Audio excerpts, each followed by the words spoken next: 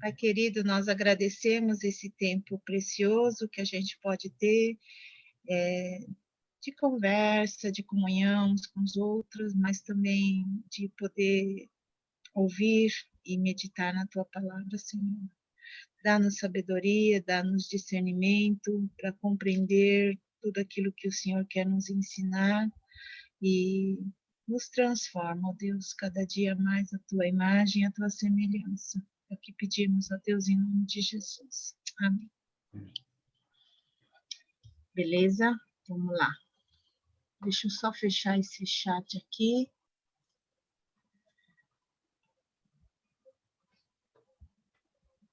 Contato, tudo o que você está fazendo aqui?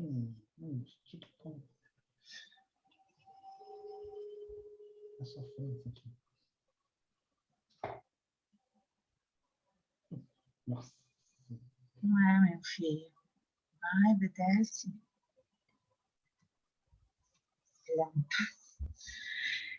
Aquele mesmo trechinho final, né?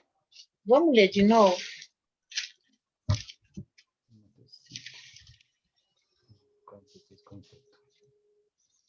Bom. E? Sim, Mateus 5, 43 a 48. Mateus.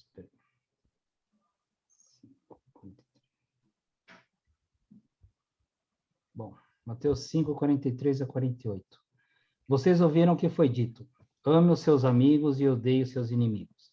Mas eu lhes digo: amem os seus inimigos e orem pelos que perseguem vocês, para que vocês se tornem filhos do Pai de vocês, que está no céu. Porque ele faz com que o sol brilhe sobre os bons e sobre os maus, e dá chuva tanto para os que fazem o bem, como para os que fazem o mal. Se vocês amam somente aqueles que os amam, por que esperam de Deus, ou por que esperam que Deus dê alguma recompensa? Até os cobradores de impostos amam as pessoas que os amam. Se vocês falam somente com os seus amigos, o que é que estão fazendo demais? Até os pagãos fazem isso. Portanto, sejam perfeitos, assim como é perfeito o Pai de vocês que está no céu. Amém. Então, a pergunta que Jesus fala: que fazeis a mais do que os outros? Tá? Então, ele quis mostrar, né, que não adianta a gente só fazer as coisas que os outros fazem, mas a gente tem que fazer a mais, né? Então, aí ele fecha com essa frase, vamos dizer assim, o clímax, né? Que ele fala que portanto, sede vós perfeitos, como perfeito é o vosso Pai Celeste. Então, essa é a qualidade daquilo que a gente tem que viver. Assim, né? Um desafio grande, né, que Jesus deixou como um clímax. Vocês simplesmente precisam ser perfeitos, como perfeito é o vosso Pai. Então, assim, algumas pessoas acham, dizem que com essa visão, vamos dizer, limitada, né, do Sermão do Monte, como se fosse apenas alguma coisa, uma ética ou uma forma de, de fazer uma ação social, né? Então, acaba diminuindo a importância e aquilo que realmente Jesus quis impactar no coração dos discípulos, né? E daqueles que seguem a Ele, de uma vida mesmo com Deus, né? Qual é a característica daquele que tem uma nova vida com Cristo? Então, na verdade,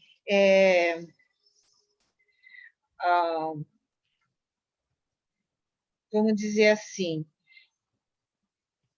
é uma característica essencial do Evangelho no Novo Testamento, tá? Essa frase que Jesus fala aí. E só que a gente pode pensar que é uma coisa meio paradoxal. o que significa isso, tá? Se a gente lê, né, dos versículos 17 até o final, com todas aquelas, com os detalhes, a gente pode pensar, puxa, será que a gente consegue viver tudo isso, né, que Jesus colocou lá? Então, é paradoxal porque,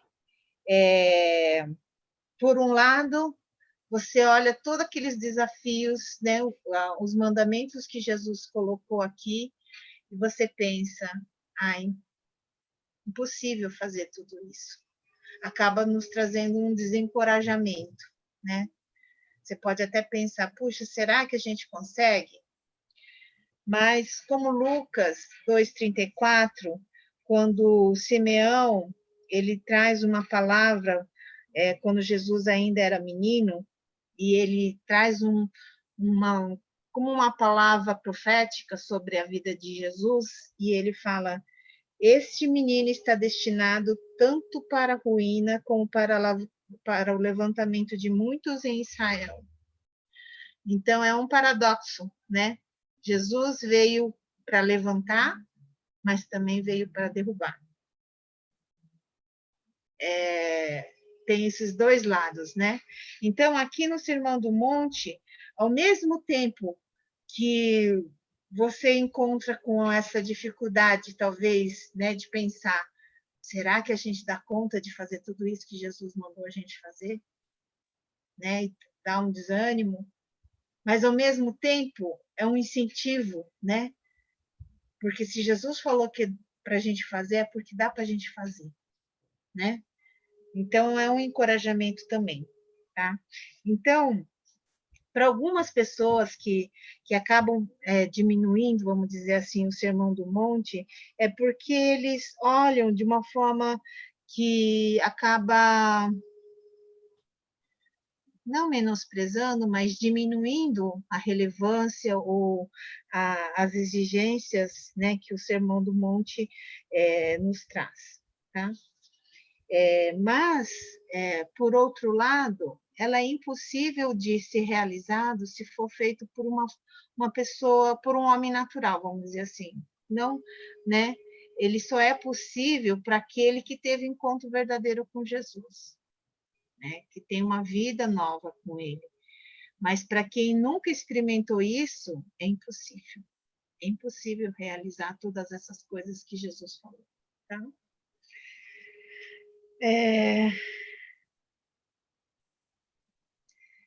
Então, vamos ver.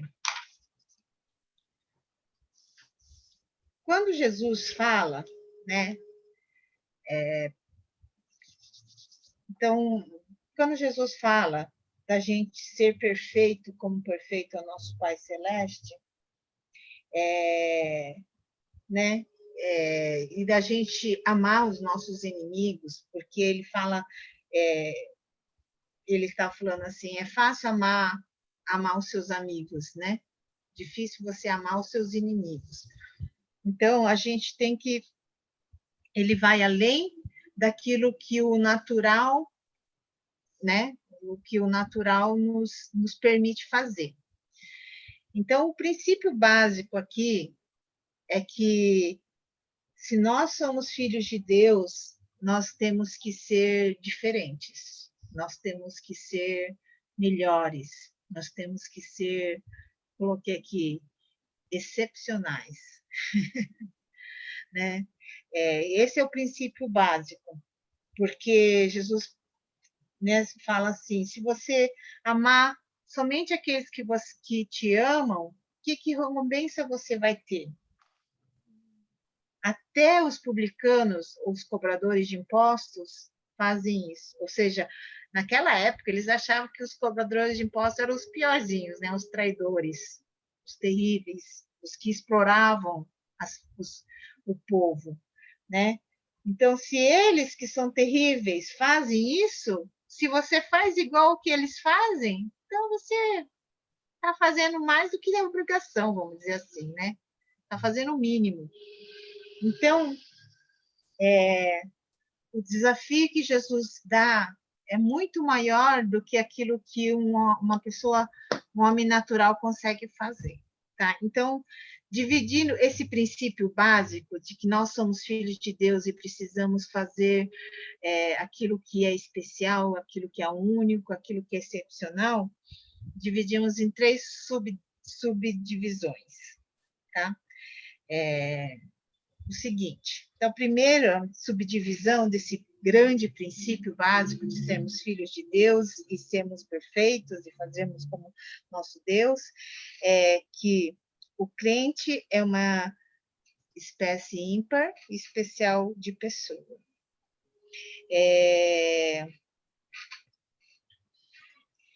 Ele não,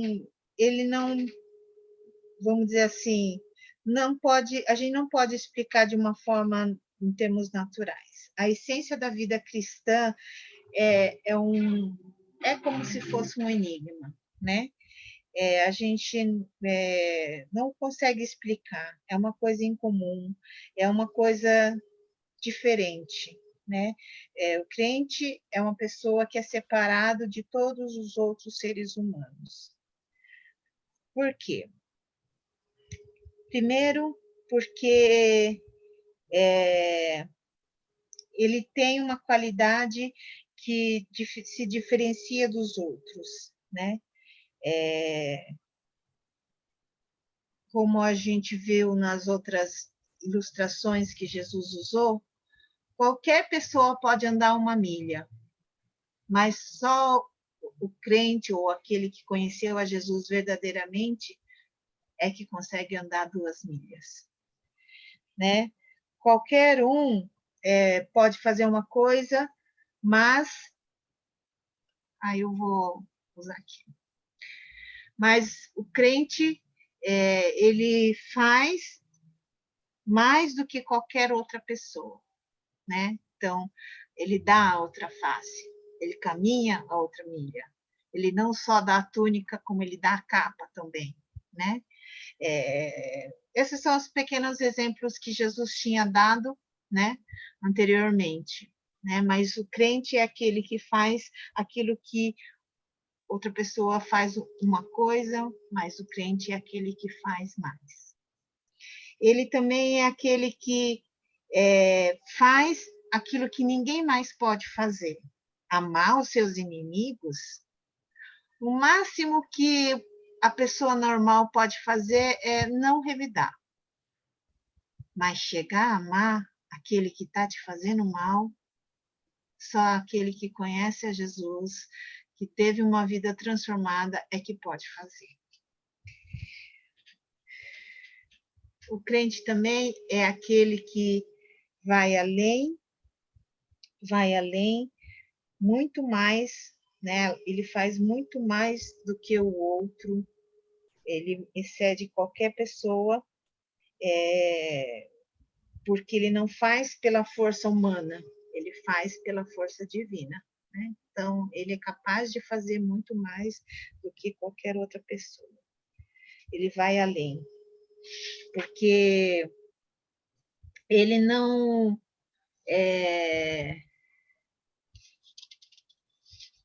Tá, aí eu vou entrar no segundo ponto.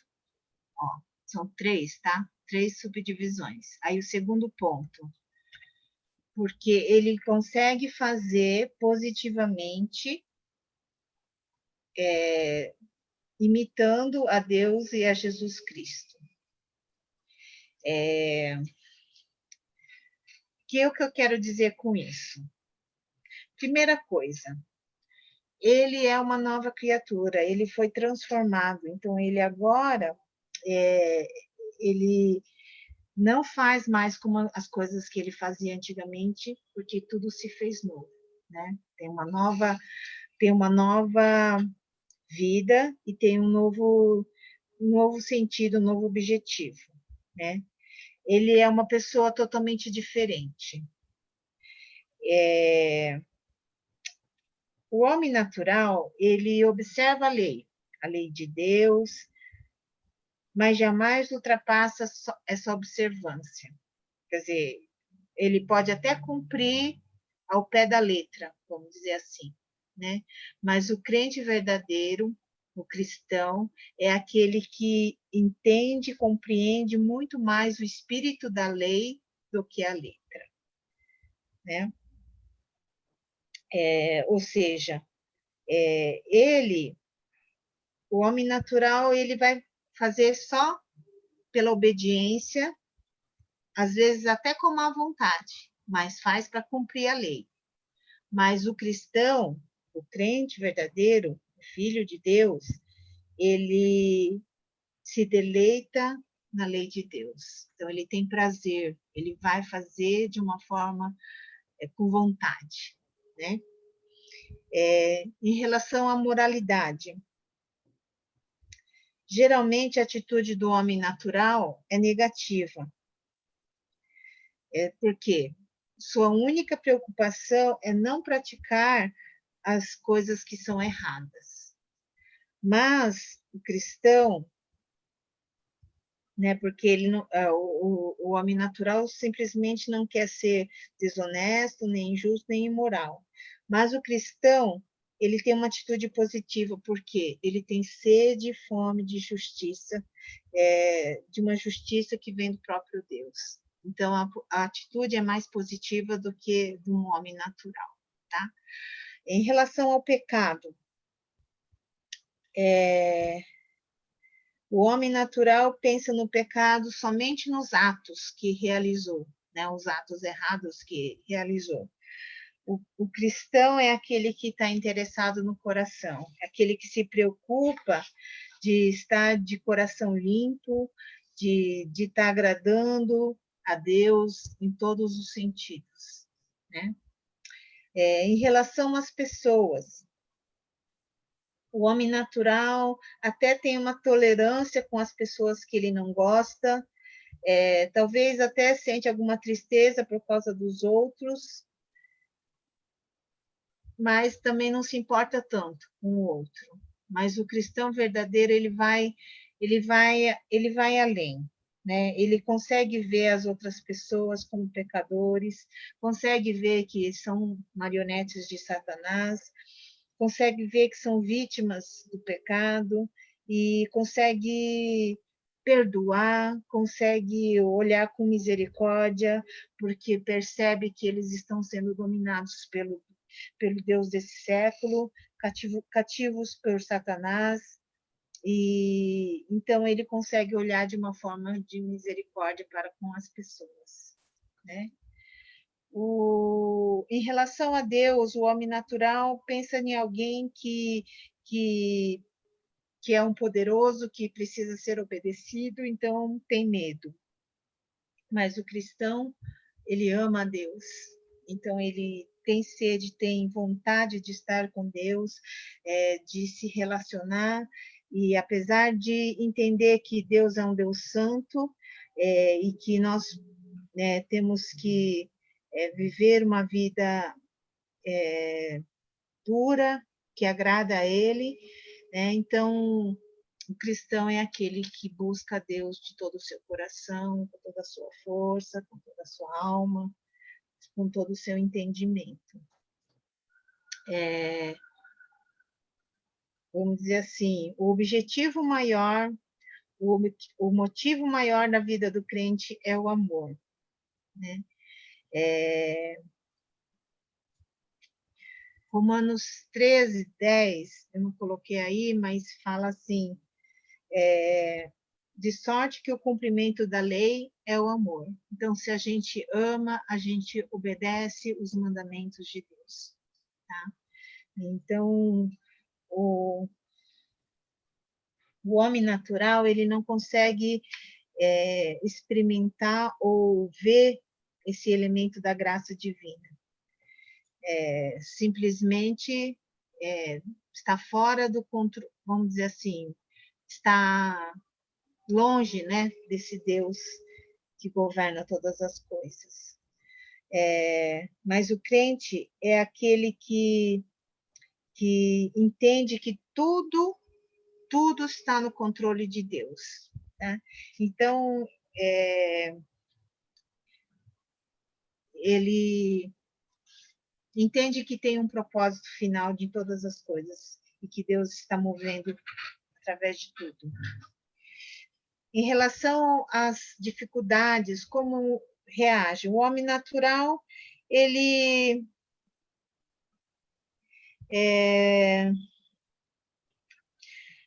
quando ele é bom e moral, consegue enfrentar com dignidade as coisas, né? Consegue até se mostrar um cavalheiro, exerce até uma força de vontade, e pode ter até uma boa resignação diante das coisas difíceis. Mas ele vai, vamos ver assim, ele pode até suportar algumas coisas, sem se queixar, podendo até segurar as pontas, vamos dizer assim, mas ele nunca vai conseguir se regozijar numa tribulação. O que o crente já consegue, né? O cristão verdadeiro consegue regozijar-se com a tribulação, porque ele sabe que todas as coisas cooperam para o bem daqueles que amam a Deus, daqueles que são chamados segundo o seu propósito. Romanos 8, 28. Ele sabe que Deus permite que certas coisas difíceis aconteçam na sua vida, porque Deus quer que a gente seja aperfeiçoado, Deus quer que a gente amadureça, Deus quer que a gente se torne forte. Então, ele consegue, com isso, rejubilar-se na tribulação. Quanto à sua relação com o próximo, tá? O homem natural até pode, vamos dizer assim, não se vingar dos seus inimigos, daqueles que te fazem mal. Mas o cristão, ele ama, consegue amar verdadeiramente, não somente não revidar, mas amar de uma forma positiva, orando, perdoando e pedindo mesmo que Deus possa salvá-lo. Em relação à morte,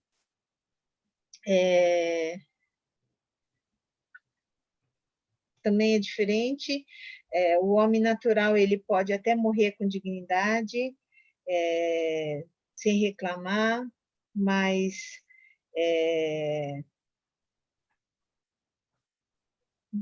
talvez possa enfrentar com um certo medo em relação à morte, mas para o crente, um cristão verdadeiro, ele olha para a morte e ele enfrenta de uma forma diferente, porque, como Paulo falou, para mim o viver é Cristo e o morrer é lucro. E 23, né, do Filipenses, tendo o desejo de partir e estar com Cristo, o que é incomparavelmente melhor. Então, somente o cristão tem essa visão diferente em relação à morte do que o homem natural. Porque para o homem natural é o fim, né? Para nós é um começo de uma nova vida com Deus. Até tem um desejo maior, né? Paulo falou isso. Tendo desejo de partir e estar com Cristo, mais do que ficar nessa vida. E em relação ao pecado, então, o crente, né, o cristão, ele sabe que sem Deus ele não tem nada, né? Que está condenado por causa do pecado. Ele consegue se constranger e confessar e reconhecer que é por causa da graça de Deus é que ele pode ter uma nova vida. Já o homem natural não tem muita percepção do seu pecado. Em relação à perspectiva da vida deste mundo, né? O cristão verdadeiro é aquele que vive sabendo que esta vida somos apenas estrangeiros e peregrinos. Porque, como diz Hebreus 11, 10, ele vive em busca daquela cidade que tem fundamentos. Então, vive pensando naquilo que vai acontecer depois desta vida. Hebreus 13, 14 fala que, na verdade, não temos aqui cidade permanente, mas buscamos a que há de vir. Então, a esperança maior do cristão é viver lá na glória com Cristo, onde a gente vai vê-lo face a face. Tá? Então, você vê uma grande diferença entre aquele que conhece e vive positivamente de uma forma que olha para Deus, né? O terceiro ponto é o crente é o filho de Deus, né? Então, eu achei interessante que Jesus ele não falou assim, você tem que ser igual a Deus. Igual a Deus porque você é Deus. Não. Ele falou, você tem que ser igual a Deus porque você é filho dele. Você não é só parecido com Deus, você é filho dele. Então, por ser filho dele, a gente tem que buscar ter essa natureza divina e a gente tem essa graça que Deus nos deu, que através de Cristo Jesus, o Espírito Santo que habita em nós pode operar, porque o Espírito Santo que vai nos ensinar todas as coisas, né? De como Deus é. E em Filipenses 2:13 ele fala assim, porque Deus é que vai efetuar em vós tanto querer como realizar.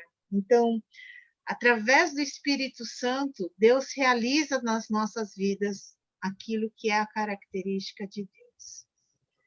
Quando a gente é filho, a gente sempre é comparado, né? Quando, por exemplo, no lado humano natural, ai, talvez você puxou o olho do teu pai, cabelo da tua mãe, boca, né, da mãe, sei lá.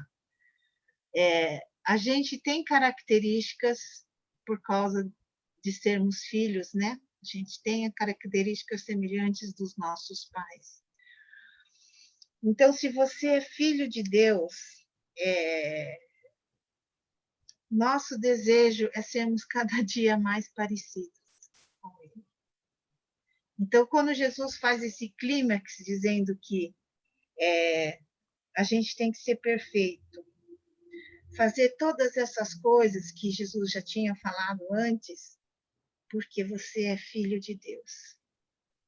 Porque se você é filho de Deus, você vai fazer como que Deus faz, né? Do jeito que Deus pensa, do jeito que Deus sente, do jeito que Deus ama.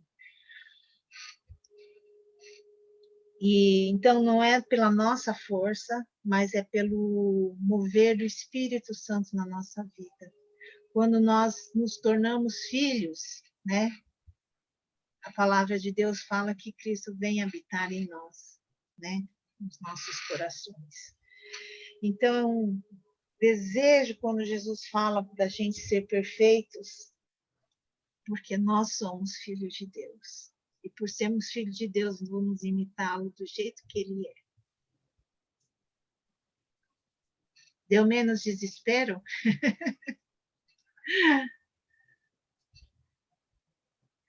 Quando a gente pensa que... Porque, assim, quando a gente pensa que vai ser pela nossa força, dá desespero, né? Porque tudo aquilo que Jesus fala parece que é muito complicado de fazer, né? Ai, mas amar essas pessoas ruins, né, Vini? Ah, pelo amor de Deus, esse povo que critica, dá vontade de jogar no lixo. Mas pensar que a gente pode amar porque Deus ama, né? Através de nós, pelo Espírito Santo, pela força do Espírito Santo, pela capacitação do Espírito Santo. Então, é Ele que nos guarda, né, de a gente não falar nenhuma palavrinha errada, né, nenhuma asneira, e é Ele que nos dá capacidade para olhar com amor, para poder orar pelas pessoas que são nossos inimigos, da gente perdoar, né? Então, aquilo que Jesus quis dizer é nos conscientizar que é, aquele que é filho de Deus vai viver do jeito que Deus é. Então, que Deus nos capacite, né, nesses tempos difíceis, a sermos perfeitos como Ele é, como filhos dele. Amém? Então, vamos orar.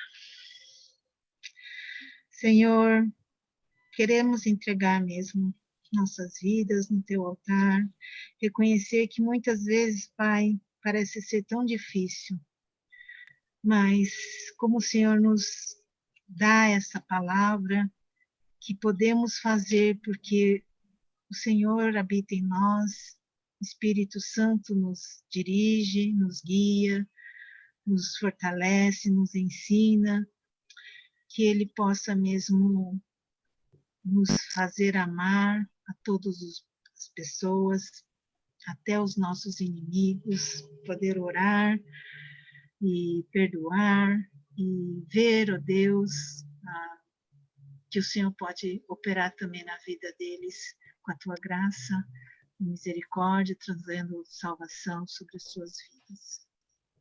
Quero lembrar de cada um aqui, quero lembrar dos familiares, pedir que o Senhor derrame da graça. Tem gente que ainda não te conhece, das nossas famílias, então pedimos que o Senhor tenha misericórdia e possa alcançá-los também. Nessa pandemia que tem sido difícil para tantas pessoas, ó Pai, pedimos que o Senhor nos guarde, nos ajude a poder estender a mão para aqueles que estão necessitados, poder olhar com os teus olhos de misericórdia e poder ser instrumento do Senhor, ó Deus, para trazer amor na vida das pessoas. É o que eu peço, Senhor. Guarda, protege e livra-nos de todo mal. Em nome de Jesus. Amém.